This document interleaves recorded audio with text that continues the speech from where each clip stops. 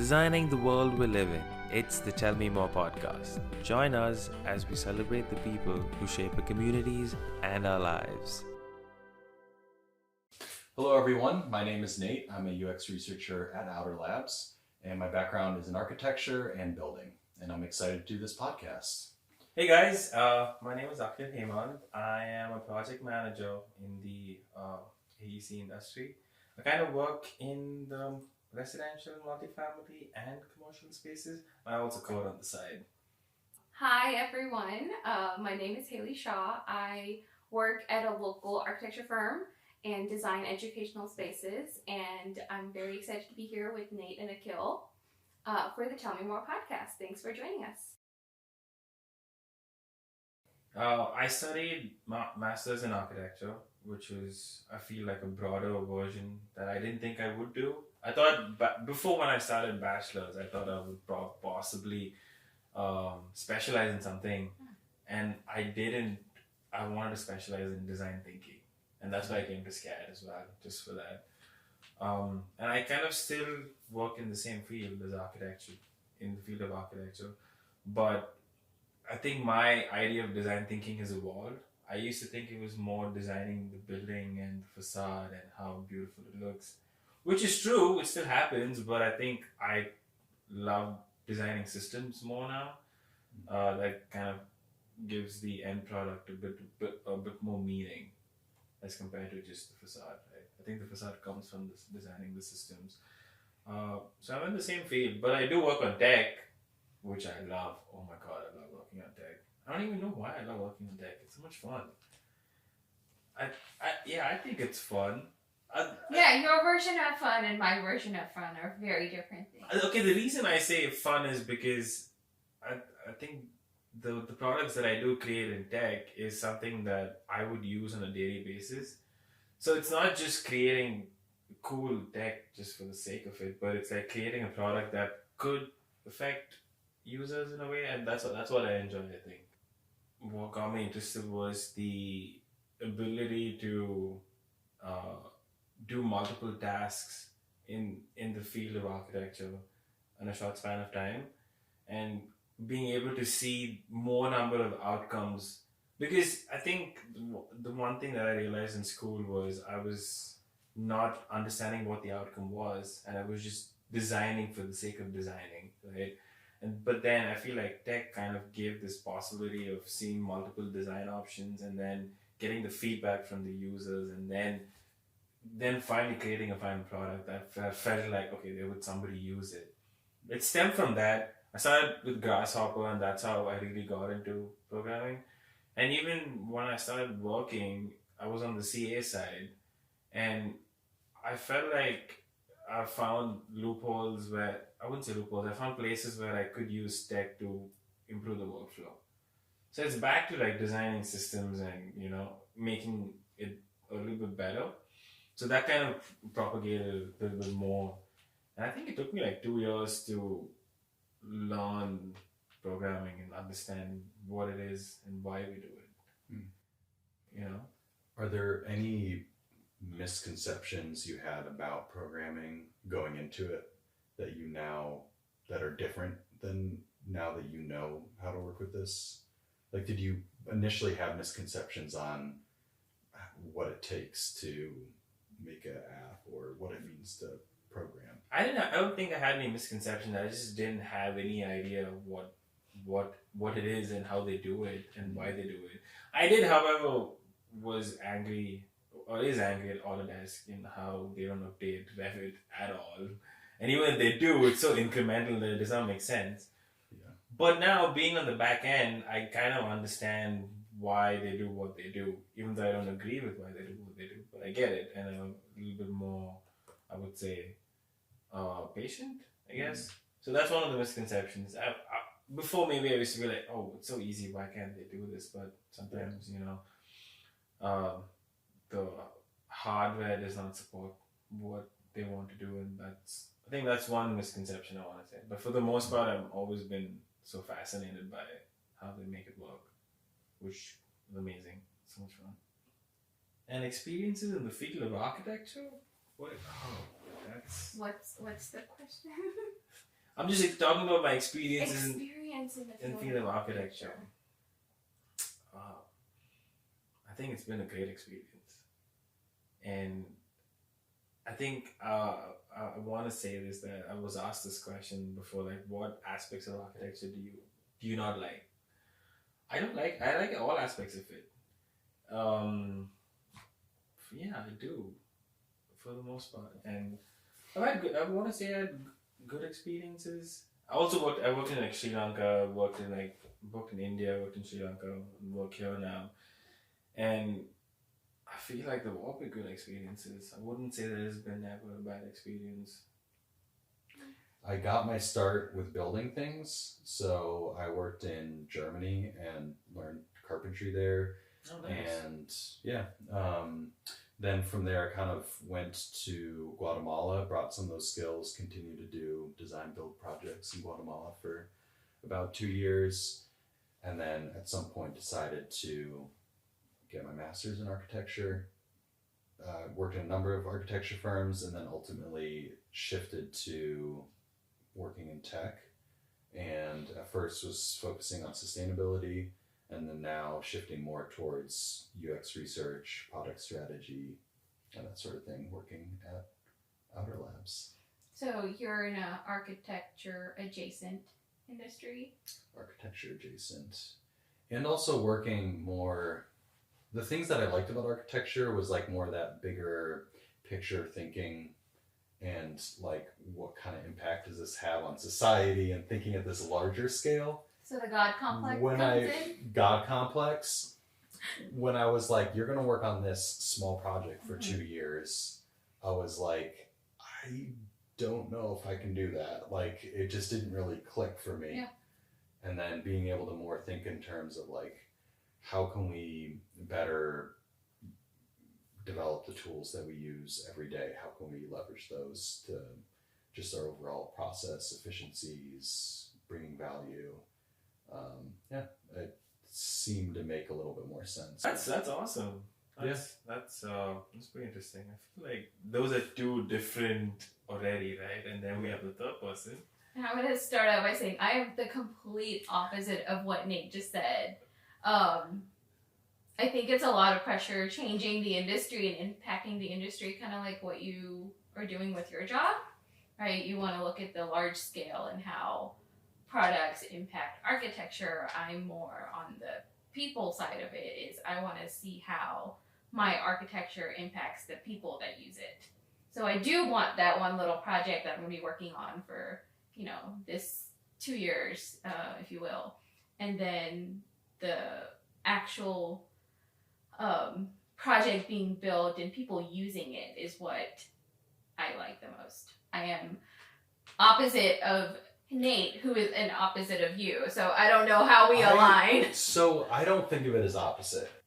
We all have a aligned interest and aligned love for architecture, if you will, but we're at different spectrums and different points within that that realm of architecture.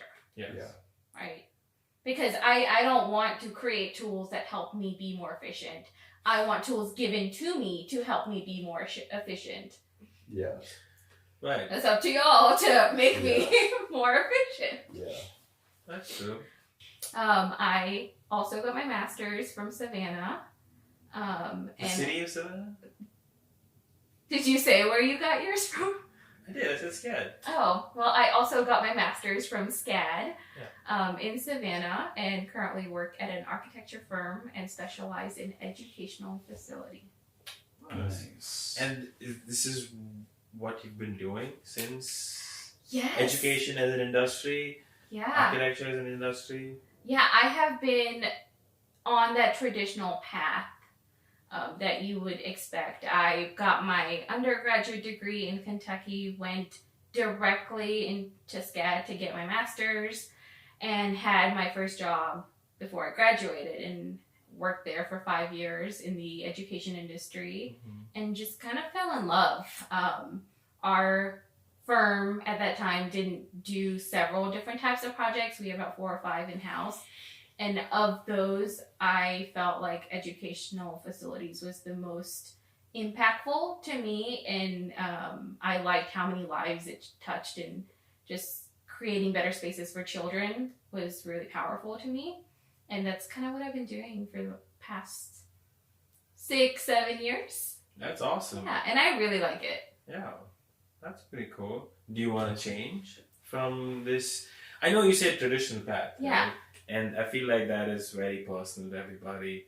And it's also how you define what a traditional path is. Mhm. It varies from person to person. So do you see yourself being in this same trajectory, that just being in the field of education, or do you want to try other areas before you possibly stick on to education? Or what are your thoughts on that? Yeah, I feel like early on I did want to try new things, but the more I did this, the more I realized that out of all the other work that I have either tried to do or that I've done in the past, like I also worked on residential projects. Yeah. Right. I also worked on healthcare and did a little bit of different things, but this was most rewarding for me. So for me to change to another market sector that just does buildings where I don't get to engage with the end user is not something that I would ever want to be in. And overall, yeah, I do like the trajectory that I'm on. I don't want to change industries. I don't want to start my own firm at this time. I kind of like where I'm going, and I like what I do. That's pretty cool. That's not to stop me from trying different things, because I Yeah. also like that. Yeah. But overall, I do like what consumes most of my life. I have a really burning question that I've been wanting to ask. What is it? It's two-part.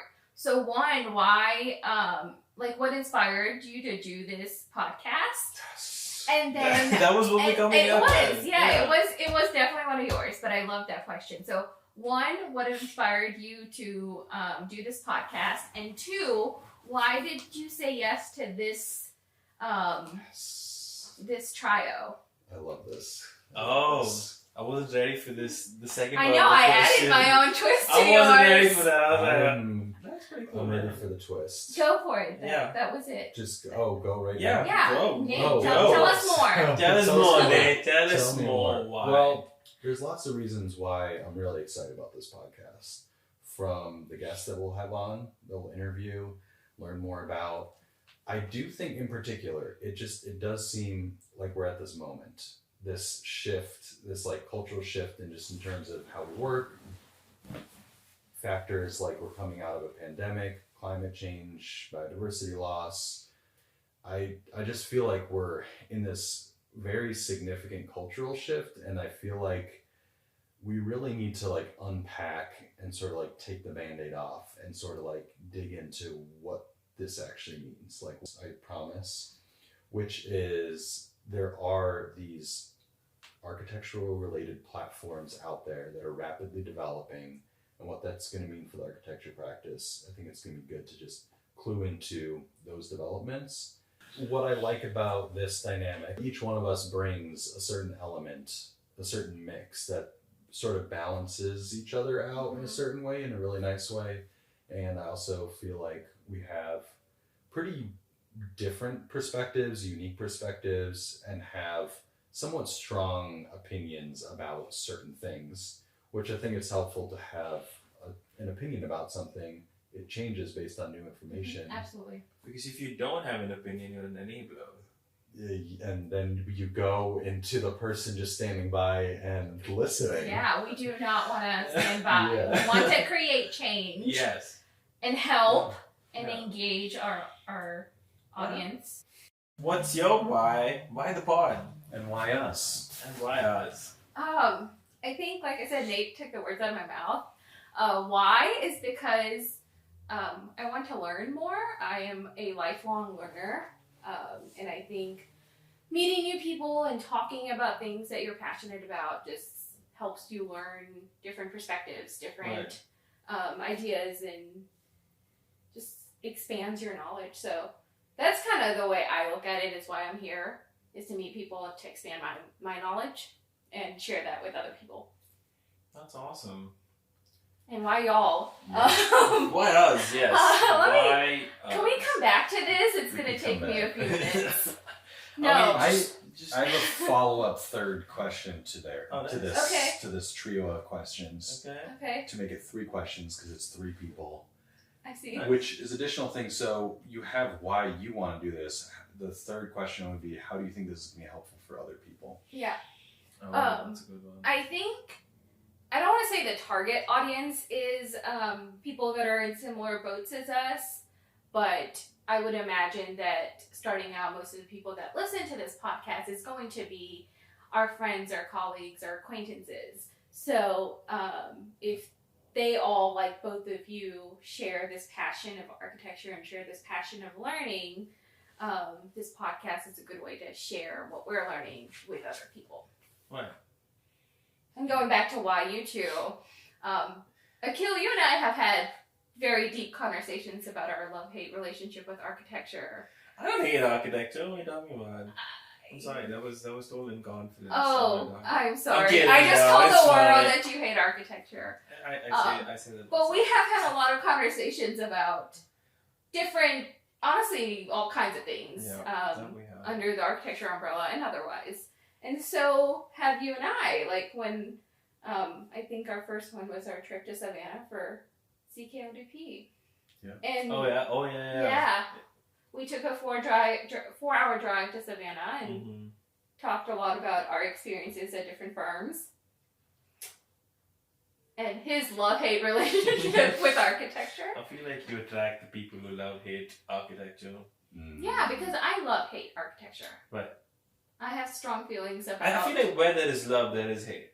I agree. Yeah, I don't Not think... just in architecture, right? Just in life. in life. In life. I don't think you can 100% love something.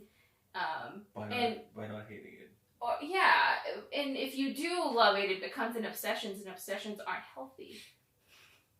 I feel like that's a societal construct. You don't think obsessions... No. You think obsessions are healthy?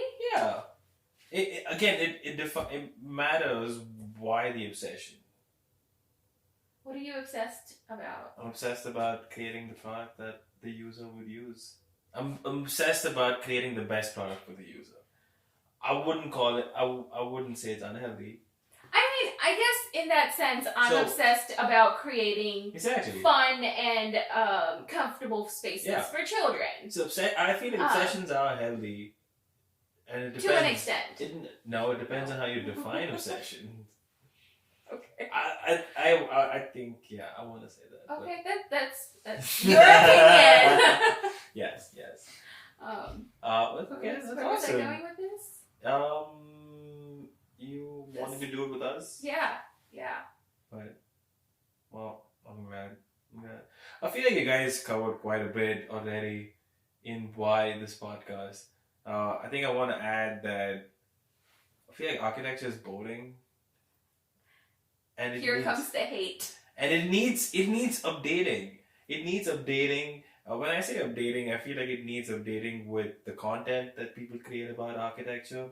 I feel like social media has changed the way we consume content, right? And about architecture, it's still this way we consumed like 10 years ago, 20 years ago, which I feel somebody needs to do it. And I thought maybe we should do it. Because we have... High five. That's a good point. Because we have all the time in the world, Yeah. So much time. To obsess over another thing. Exactly. Why not, right?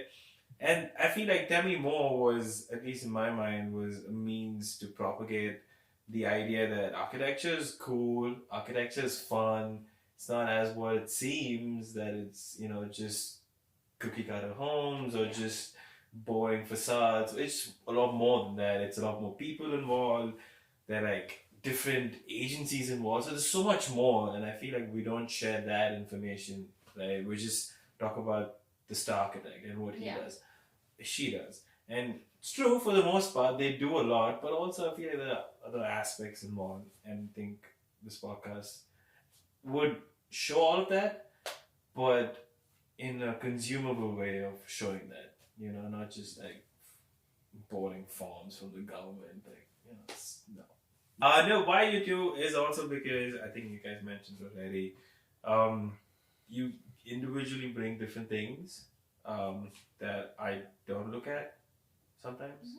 You know, that kind of adds to the repertoire of who we are as individuals trying to make this podcast and what we talk about in the podcast. You know, and like you said, we always had so many conversations about architecture and how or why we should change things. And Nate and I, we've spoken about our love for tech and how that can add to the whole change in the products, right? So I feel like this was the best option I had. I'm joking, He guys. means that in the best I'm possible joking. way. Jokes. LOL. LOL. LOL. No, I just feel like we kind of love architecture and hate architecture, even though we're in different facets of it, different areas of it, you know, and bring our own experience to it. And that kind of, I feel, would make Dummy a lot more interesting to people than just the usual, you know, talking about, oh, tell us more about this design, but rather... Right. Because architecture, like you said, is more than the architects that create it. There's consultants, engineers, experts, the owners, the end users. There's so much more to design, and there's so much more to architecture. And also, I think another thing that I feel like we do focus on in this pod is about the experiences that shaped why they did what they did, right? It can be personal experience, it can be anything, but what is that experience that shaped that person or that individual to get to this point that they created this architecture, you know? I think I'm excited about that. I feel like we miss out on the human aspect of why. We just think that they did it because they're an architect, but maybe not. Maybe it's tell us more, you know? Yeah. I think everything has a deeper meaning and has more to it than meets the eye. Yeah, for sure. Otherwise, people wouldn't do it if they didn't believe in something. Right. And that's why I kind of asked and added the legacy instead of just your goals, because I think legacy is more about how you leave the people behind and how they feel about you and what you did for your community, your environment. It's not, I built this building or I created this app. It's more, it's less tangible. Yeah. It's more about the emotion and the environment that you created. Yeah. That's how I think of it. And that's why I was kind of curious. No, it's a really good point. And part of what's really challenging about the job that I have now, it's really rewarding and challenging in a lot of different aspects. You don't get that direct response to how your work impacts people's lives. When I was a teacher and working in a shop, I have a room full of bright-eyed, bushy-tailed students that are ready to learn. And you have that direct feedback of, oh, I can positively impact potentially these students. Some of them are maybe checked out or not, but you have that sort of immediate feedback loop. That's definitely something that gives me passion in that moment. But so that is a challenging aspect when you're not working like literally face to face with people and having a direct impact in that way. But I feel like some of the things that you do outside of work maybe fill that offset. void. But yeah, I mean, I do want to have a positive impact on people's lives and make a difference in any way that I can. Is definitely a goal of mine. What about you? Any burning goals And legacy. and legacies that you want to... I think that's a tough one. It's a tough cookie to crack. I wouldn't say goals. I have a vision. Yeah. A vision for. I think that's a good vision for my life is to help. I don't know. Create products. Everything I feel. I feel like towards the. I feel like the past year or so, my focus has completely changed to how I could impact the people, like what Nate said. And I think my vision is to have a positive impact, right? And so the goals kind of change based on how positive the impact would be. And it kind of varies almost. I feel like it varies, and I don't have a set uh, goal, but the goal is to work towards the vision, which is to impact people, right? And it doesn't have to be like on a big scale, a large scale, but at least to impact, to give a good positive impact on. It can be like personal relationships, or professional relationships, just people in general, whoever I interact with or have who I interact with for the most part. I don't know about legacy. I feel like I did have this whole idea coming from India. I think I did have this, oh, I need to leave a legacy behind. I need to, I should do this, I should do that. But now I feel that nobody cares. We're all gonna die, and the only people that's gonna remember you is your immediate family for the most part. Yeah. And they put a picture of you in the house, and then they talk about you, and that's about it. And you can get a library named after you, sure. But enough money. Yeah, you can still buy that. So I think the leaving legacy, I feel like there used to be a meaning before, but now I think it doesn't, at least to me, it doesn't make sense anymore. And no matter what I do, it's not because I want to leave a legacy, it's because I want to impact people. And Yeah. I feel like legacy is a byproduct. If it happens, it happens. It doesn't, I don't know. I think you hit a really good point in saying legacy is almost old school. Yeah. Because I feel like a lot of legacies were left behind for children and communities where they were maybe underprivileged. Like creating a library for underprivileged kids, or leaving behind money for your wife and daughter, and because that's kind of where this came from. So in this kind of environment where everyone's independent and everyone's their own person, leaving a legacy is kind of harder to do and not as important as creating that kind of environment for other people to feel valued while you're Right. with them. I mean, Instead of creating that value after you're dead. Yeah, I think like what you said, leaving legacy behind for family. I think that still exists. Yeah, right? that's different. I would think. Yeah. I feel like that's a little bit more tangible, whereas your legacy in the community is you leaving and creating a positive impact. Right. Yeah. I don't know. I think that's pretty. The definition of a legacy varies quite a bit from person to person, right? Yeah. What about you, Harry? What's your goal? Do you have any goal? Do you have what's your 5-year goal? 10-year goal? 20-year goal? I don't know. I don't really have specific goals. I think it's more of this vision of life that I want to create. Okay. And it's not very bullet point type of life. It's just being happy, being able to do what I like, and trying to leave the world a better place. I'm not trying to solve world problems here. Why not? Why not? Yeah, just pick one. There's way too many to pick from.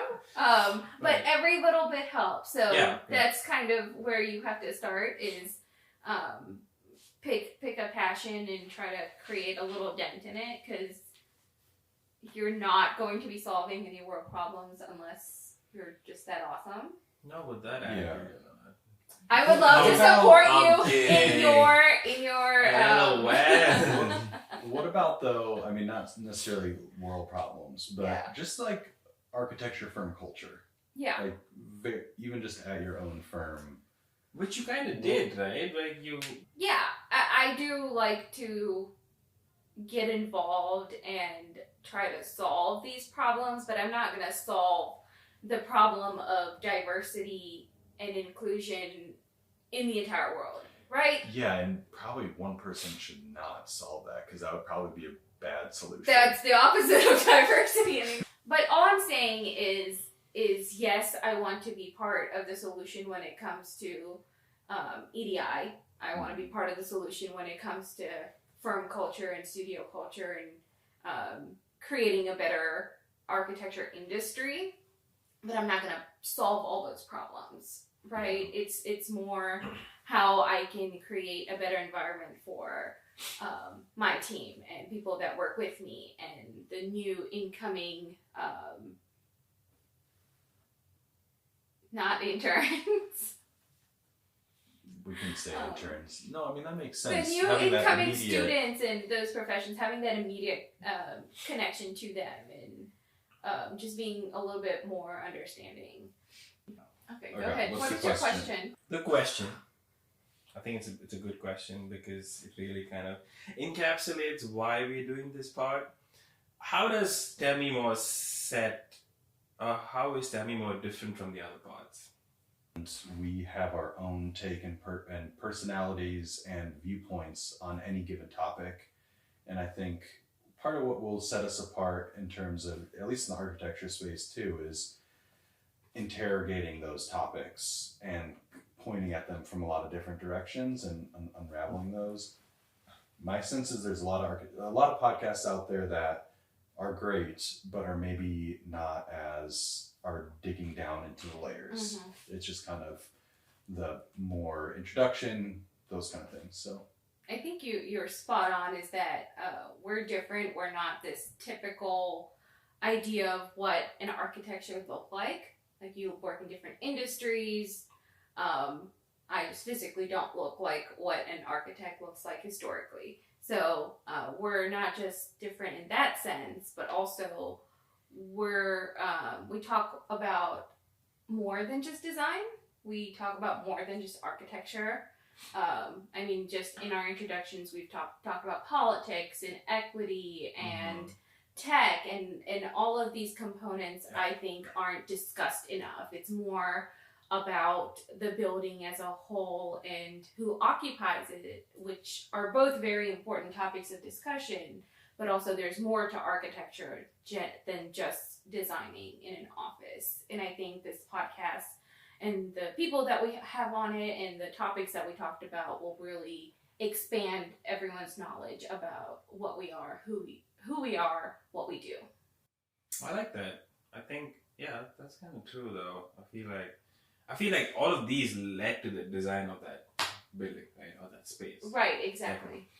I think I want to say it as I feel that our podcast is like an onion, and we're peeling the layer. You know, we may cry, we may tear up, it may be tough, some questions, but I think talking about it and actually understanding why it is what it is, what kind of sets us apart, I want to say. Not that everything else is bad. I feel like everybody has their own perspective, and this is our perspective to this amazing field of architecture, if at all, you know? No, I agree. I feel like the challenges that I faced was trying to identify what this would stand for, you know? That again, I forget what that term is, but I feel like everybody in the world is suffering from this need to be different. And I felt like while doing this, I was kind of confused as to how do we stand apart? Because we have to stand apart in this noise that is, right, with all of the exposure from social media. I think that was the main challenge that I kind of felt, was trying to, what would be the vision? I know we spoke about it, we discussed about it, but like, how can you visualize that into a brand, into a product that people would engage with, you know? Because I wanted to just be more than us. Yeah. To experience what we think is good or bad. Yeah. And it's for the users at the end of the day to judge what we think is good or bad. But I felt like we still had a voice that we should talk about, and that was hard. I want to say for sure. I think we as individuals know how we're different, and when we come together, we still have our individual ideas. But even us together, when we talk about things, can be very different than the status quo. Yeah. And just making sure that other people understand where we're coming from is going to be challenging. And like, why do we want to share our journeys? Like, what have we done to share our journeys in this world? Yeah. I think to that, I did have that question too. Like, I feel like the idea is that you've achieved something and then you want to talk about it in a podcast. But I think we are more. I feel like the way we've set this up is more about we see something and then we want to talk about it and get people's feedback or learn more about it and show that process to the world, what it is to learn, if it's good or bad or if it's not good or bad, right? So that I feel like is what we're trying to show in this podcast, and I think that kind of clarity kind of came when I was doing the branding, and I don't know if you guys liked it, but I thought it was pretty cool. Yeah. I definitely did. Or I love orange, so Okay. I liked all of that, and I liked the very first phone call that the three of us had. It's like, what are we really doing with this podcast? And someone mentioned that, or maybe I was joking and I said, oh my god, we're gonna be influencers. And then I backtracked saying, I don't want to be an influencer, I want to be influenced, Mhm. which is probably why I'm here. Is I want to be influenced by everyone that we talk to and the topics that you guys bring in and the people that we bring in to talk to and talk about, and yeah. I think personally, I feel like we are an influencer. And we get influenced by definition, and then we kind of perpetuate or kind of share that what we were, right? So influencer, influencee, 50-50, two sides of a coin. So I also have a YouTube channel Mhm. that I've not posted to for a number of months. I think it's almost been a year. And there is this imposter syndrome in terms of what do I use my platform for? What, especially when there's like challenging things happening, you're like, what do you want to use that platform for? There are a lot of, it makes it easier to have other people to work through some of those issues rather than just trying to like take it head on by yourself. Yeah. Mm-hmm. And then also like what kind of things you talk about. It's like, oh, you're focusing on this thing, but there's this other thing happening in the world. It's I really think challenging. I think that's kind of also a good thing about this podcast is that there's not just one topic that we're going to be talking about. It opens so many doors. What? Do you know what architects do? Wait, how do you mean though? What does that I don't know. I mean? think architects have such a broad definition that sometimes I think that's there's always different types of architects. And right. I think that's more here in the United States compared to back in India. It's more compartmentalized over here, which is good because here they say teamwork makes a dream work, which is not the case back home. Where because it's smaller firms, there are more smaller firms, small scale as compared to larger firms here, right? So you tend to do a lot of the stuff as one architect as compared to like from designing to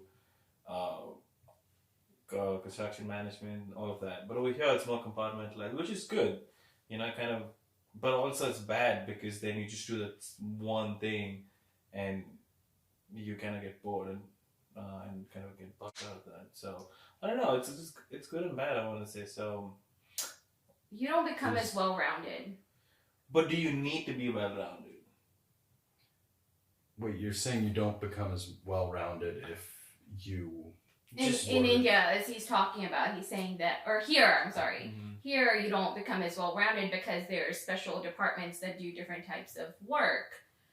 There's individuals that do just schematic design. There's people that just do construction administration, which I think is more true for larger firms because when you're at a small firm, you do it all. Yeah. Like you'll do the renderings, you'll do permitting, you'll do CA, you do everything. Mm-hmm. and the scale of the projects that you're working on. Like if you're on a residential scale, then you're like tend to do more of all the steps. Versus if you're working on like a huge project, that's Yeah. a completely different thing. You have a team. You have a team. Teamwork makes the dream work, right, Akil? I don't know. It depends on the team. They don't make the Sounds- teamwork. Sounds like a personal problem. No. I feel like people management is pretty important. In any In scale. anything. In any scale, be it like one person, be it like two people at least, right? What do you think, Nate? There's only a couple firms that are small but still work on large projects. that's like, I mean, here in Atlanta, at least, like Hauser Walker in Raleigh, it was like, there was a few firms there, like Weinstein, Friedline. It's maybe like 3 or 4, or no, they're like 5 or 6 people, but they're still working on large projects. It's kind of like an interesting scale. Do you think part of it is because of their experience with larger firms? Because that's where they started, no? I don't know. What do you? Because your firm also does larger projects. We're getting to a larger scale now, but I feel like we still do a lot of things. One person does a lot of things, at least in my firm. And we're getting to bigger size projects where we feel like we need more people. But that's the thing with smaller firms, right? Like you just do a lot of the work and all levels of work. Yeah. Which I feel like is a bad thing because then you kind of get burnt out. Mm-hmm. But it's also a good thing because you understand the field a lot more. Yeah. You learn so much at a smaller firm. But again, like I said, I feel like it's a choice. Yes. As an individual, do you want that kind of, do you want to be that person that knows it all? Or do you just okay with being good in just one thing and, are you okay with that? So I think very individualistic in that choice. And it depends on where you're at in your career and when you want to make that transition. Like at some point you may not want to, it may make more sense to go to a bigger firm and specialize in something if you know you want to specialize in something. Yeah. Where it's harder to specialize if you're at a smaller firm. I think true. so. I think I want to say stability, maybe as you grow older, be more experienced in your field. You maybe want to just work on this and just be stable. Not. Also, family comes into play too, right? Yeah, it's a bunch of things. When you say you want stability, is it like the type of work that you do, or stability in just having a job? I think stability and maybe in terms of knowing what's gonna come your way in the line of work that you're in. Yeah. Like you're confident that it's just this. All you have to do is just this, and you're good at it, and you keep doing it on a daily basis, and that's okay too, right? After a point, maybe. That's always scary to me. Like you're gonna work on this project for the next 2 or 3 years. You're like, oh my gosh. So I've been working I on don't one know. project since I started, and just one. And I'm used to working on probably 4 to 6 at a time, and it's daunting. It's everyone comes to you asking questions about that project, and you have to be intimately involved with it. You should know all details, and it's a lot. It's scary. I don't think I like it. And are you slated to then like work on that project for the next 3 years? Until it finishes construction. I think, yes, I'll be working 20% of my time on other projects, but mostly it's that one large project. But it also gives me a lot of ownership because once it's built, it's kind of like my baby, right? I've spent 3 years on it. Yeah. And you become very attached to it. Yeah, that makes sense. I had a baby. Do you Like have a that, baby? no. Do you have a But baby? that's why I said I had to You had finish another it. baby. I had another baby. Wait, at my congratulations. When previous did this job. happen? Who's the I mean, husband? I feel like that's part of the reward of architecture is seeing those things come to fruition at the end of a project and like seeing things built. It has to be the most exciting part. Do you think it's worth the grit and grind to get there, like the day-to-day, what it means to get a building built? It depends on the individual. So for me, yes. Like that's why a lot of people, I don't know why others are in architecture, but that's why I'm in architecture. I like seeing how things are built, and obviously it gives you a lot of pride when you see a building that's built that you helped on. What about you? Where do you fall in that category? I think we all have God complex.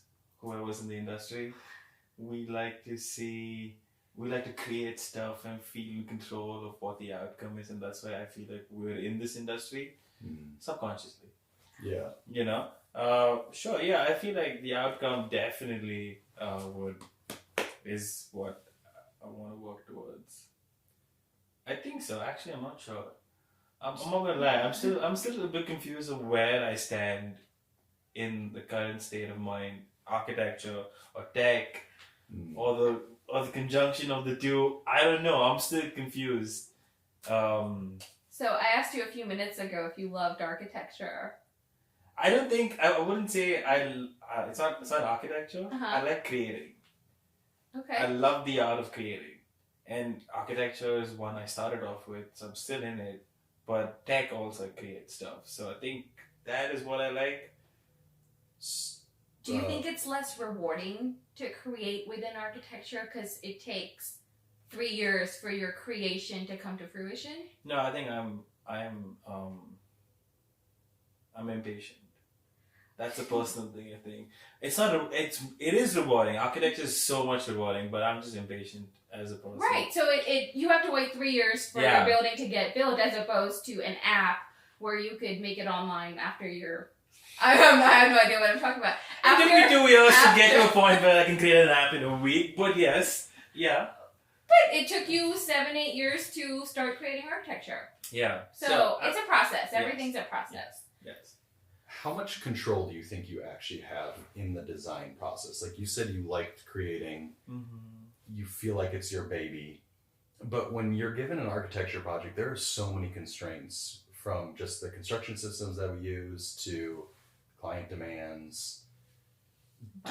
On that scale of a building sort of designs itself based on the parameters and the site and the constraints versus how much creative control you have, where do you sort of see like that impact level happen, and like at what scale, like what decision Yeah. impact scale?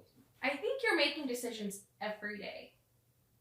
Like, I really do. I think there's so many little things in a project that make it a full-blown project.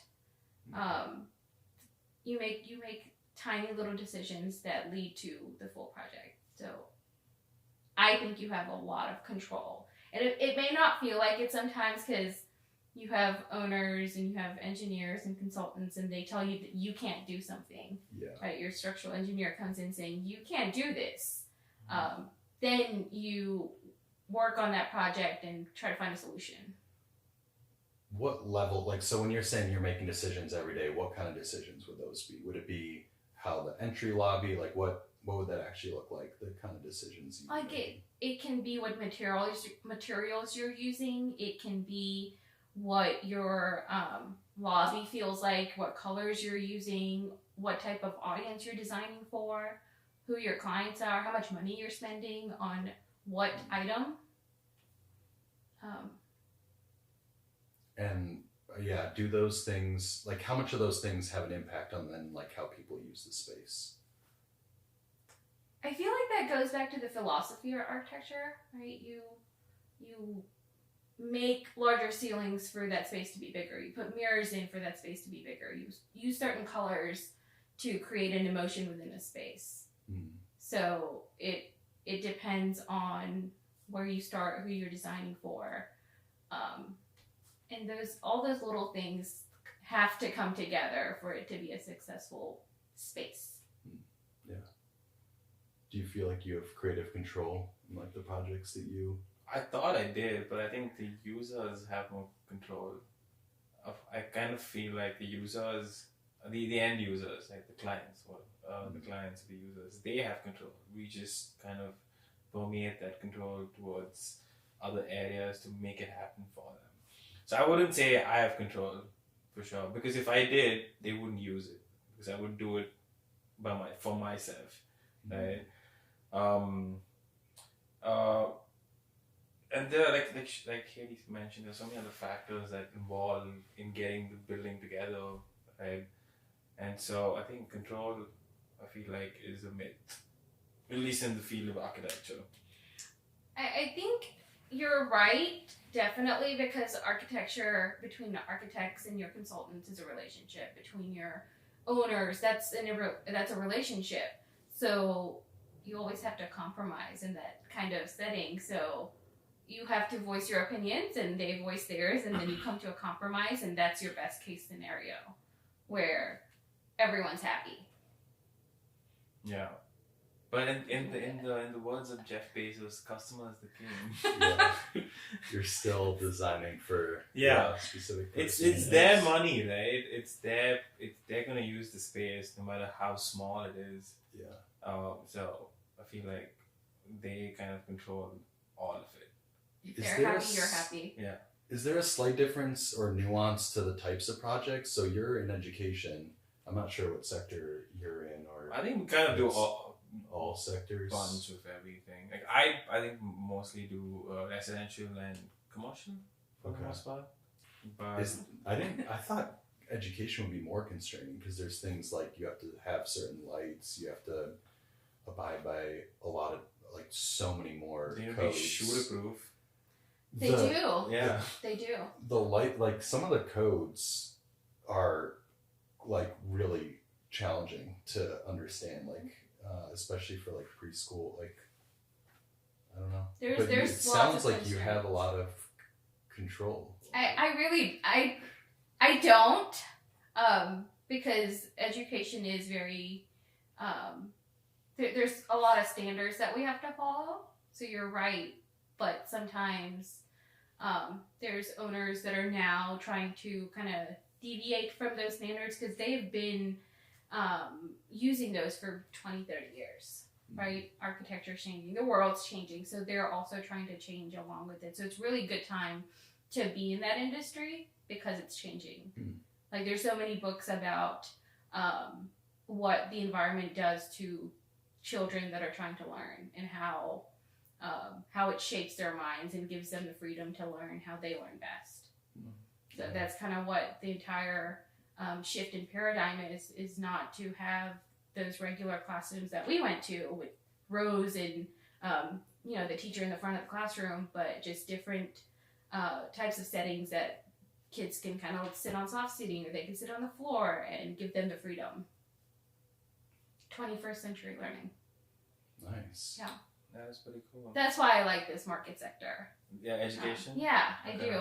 Because it's not just, no offense to residential architects, but it's not just building homes for rich clients. I take right? all the offense. Yeah, you should. I take all the offense on How do you on behalf of my clients. I take all the offense. I'm sure How they're do you offended feel too. about that? About what? About the ethics of being a good architect. Is that an ethical issue for you? I think it depends on what is the issue, and give me an example. If Designing for $5 million homes for people when other people don't have homes. I don't think that's an ethical issue. You don't think so? No, because you are designing for the user, right? It doesn't matter if it's $5 million or if it's 100,000. At the end of the day, if the user if the client is happy with what the product he's gotten, then that's the concern here, right?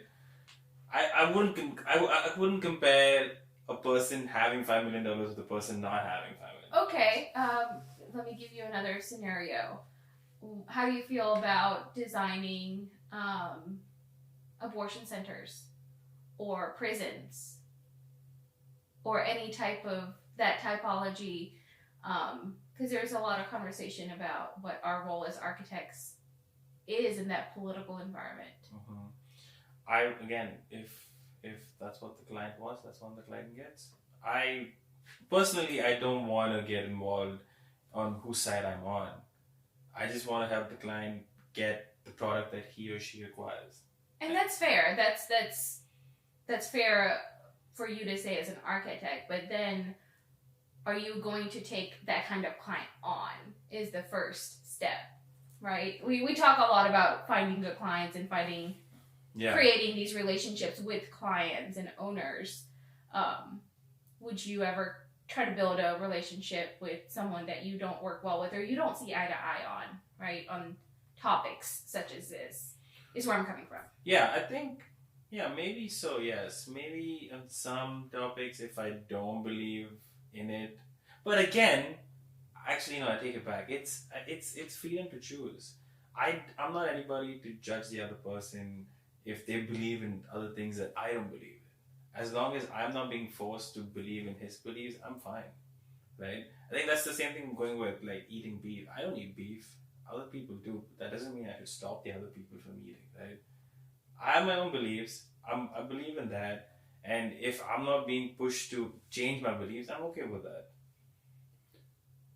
Are there moments like through your career where you did feel an ethical conflict with what kind of project you were doing or what kind of decision you were making? Not in my past, but recently we're having a lot of conversation about gender neutral restrooms. Right. Yeah. And there's we primarily work in Georgia, and Georgia is not as progressive as some of the other parts of the country. So there's always a conversation on how to make kids feel, because our entire building should be made for the kids to feel comfortable, including restrooms. So there's been conversation on what we as architects can do. How can we educate the districts, educate teachers, parents. So I think it's more an overall idea before it gets to the architecture. Because going back to the 21st century type learning, no one understood that, right?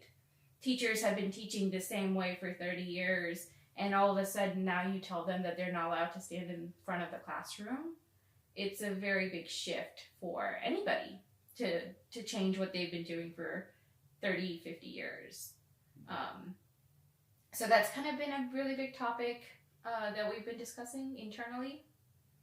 I don't know where we landed and how everyone feels about it. Some people understand it. Some people don't want to give up their privacy. They don't understand why kids need it at that age. So. But you'll ultimately have to, whatever happens, you'll have to go forward with that decision, and that could put you at a potentially uncomfortable situation personally. Yeah, it could. We're just not there yet to make that any kind of decision. Yeah. What do you think, Nate?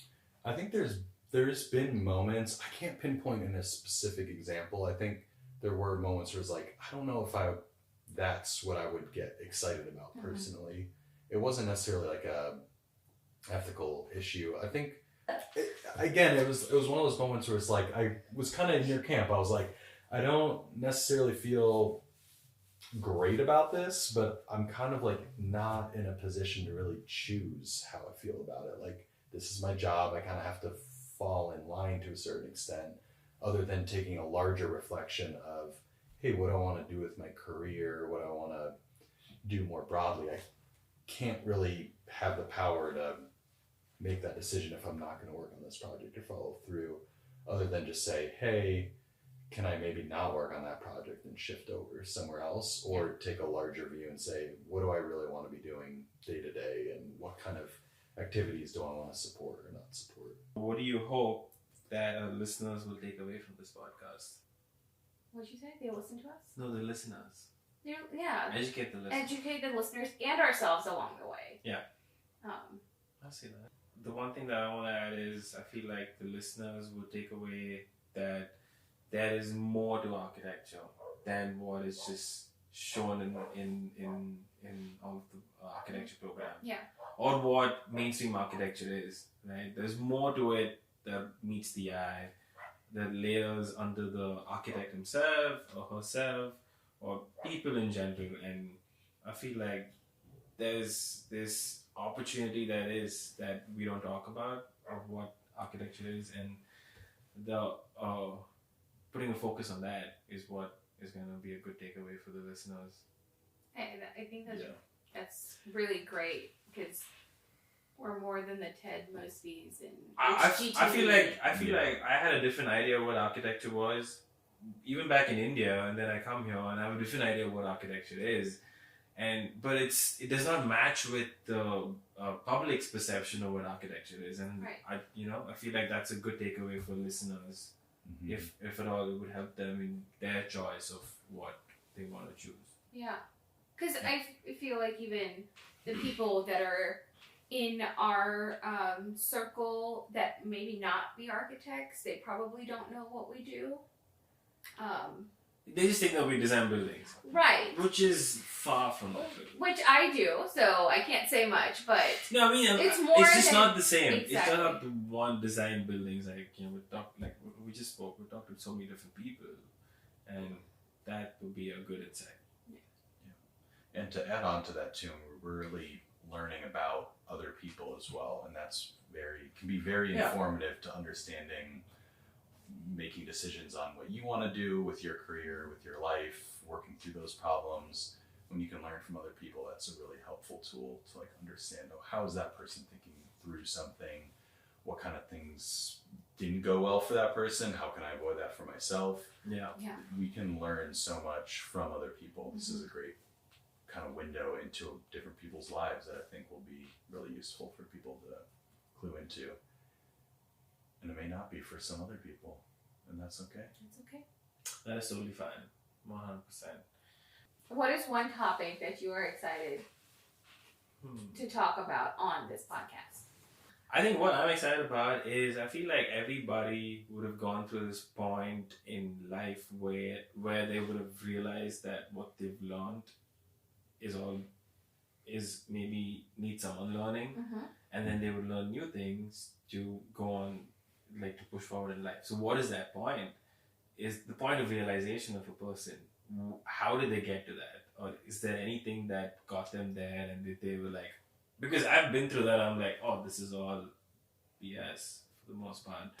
It's like, you have to unlearn things to then relearn again because you kind of form some beliefs. So I'm excited to ask everybody on the pod that, what was that point of realization, that what led you to that point? Or what did you feel at that point? Or what did you take away from that point, and how did that help to make who you are right now? I think the thing that I'm most excited about is collaborating with both of you and learning from both of you. It's awesome. I'm excited too. I'm excited too. I think some of the topics that we've brainstormed in the past and that we even touched on today, like EDI or mental health. Well, thank you for joining the Tell Me More podcast. Until next time. Yeah, I hope you guys have fun. Ciao. Bye. Bye.